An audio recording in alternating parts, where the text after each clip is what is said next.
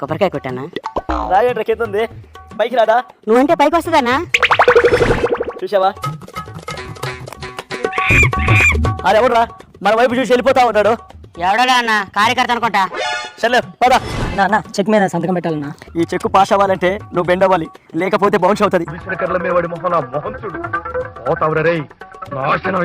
సిద్ధ సభకి టైం అయిపోతా ఉంది, మరి ఎలా?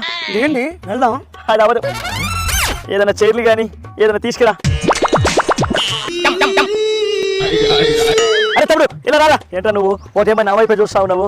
ఏంటా నీ ప్రాబ్లం? అసలు మీ ప్రాబ్లం ఏంటండి? మీరు ముఖ్యమంత్రి 9 నెలల గర్భవతి. ఏంటి అంత మాట్లాడు? ఇప్పుడు మీరు టెంకాయ కొట్టాలంటే కింద కొంగలేరు, సంతకం పెట్టాలంటే పక్కన నుండి ఉంచుతారు.